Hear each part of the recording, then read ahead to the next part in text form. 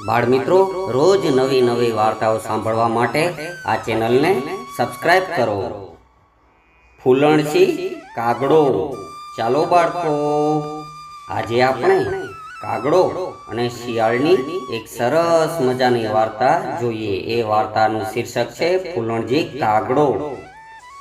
આ વાર્તામાંથી આપણે શું શીખવા મળે છે એ આપણા વાર્તાના અંતમાં જોઈએ. તો ચાલો જોઈએ ફૂલણજી કાગડો. એક કાગડો હતો. તેને ખૂબ ભૂખ લાગી હતી. તેથી તે ખોરાકની શોધમાં આમ તેમ ઉડતો હતો. ઉડતો ઉડતો તે ઘરના પાસે ઝાડ ઉપર બેઠો.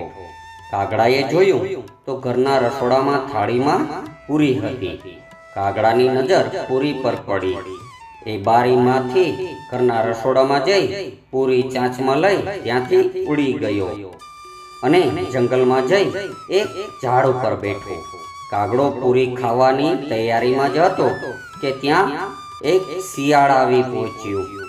શિયાળને પણ ભૂખ લાગી હતી અને તે પણ ઝાડ ઉપર કાગડાના મોંમાં પૂરી જોઈ અને તે ઝાડ નીચે પહોંચી ગયું. અને પછી તે કાગડાના મોંમાંથી પૂરી કેવી રીતે મેળવવું તેની યુક્તિ સૂઝવા લાગ્યું.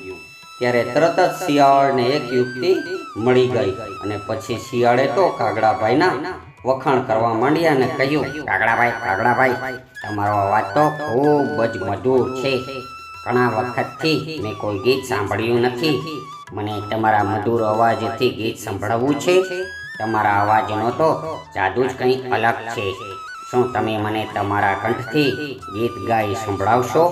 કાગડાભાઈ તો પોતાના આવા ગુણગાન સાંભળીને ફૂલાઈ જાય છે અને કાગડાભાઈ તો ગાવાનું શરૂ કરે છે. કા કા કા. જેવું કાગડાભાઈ કા બોલે કે તરત જ પૂરી તેની ચાંચમાંથી છૂટી જાય છે અને નીચે પડે છે. અને શિયાળભાઈ તો તરત જ એ પૂરી લઈ ઉપાડીને ત્યાંથી ભાગી જાય છે. અને કાગડાભાઈ તો જોતા જ રહી ગયા ને પોતે છેતરાયા છે એવું એને મોડે મોડે ભાન થયું. પરંતુ પછી કાગડાભાઈના પસ્તાવાનો શો અર્થ? પૂરી તો ચાલી ગઈ હતી. તો મિત્રો, મજા આવી ને આ વાર્તા જોવામાં? તો બાળકો, આ વાર્તામાંથી આપણને શીખવા મળે છે કે કોઈ પણ વધારે પડતા વખાણથી ફૂલાઈ ના જવું જોઈએ, નહીં તો કાગડા જેવા હાલ થાય. બરાબર ને? તો ચાલો ફરી મળીશું એક નવી વાર્તા સાથે. ત્યાં સુધી આવજો મિત્રો. અમારી ચેનલને સબસ્ક્રાઇબ કરી દેજો. આવી જ વાર્તાઓ સાંભળવા માટે કોમેન્ટ કરજો અને ચેનલને સબસ્ક્રાઇબ કરજો. ચાલો આવજો.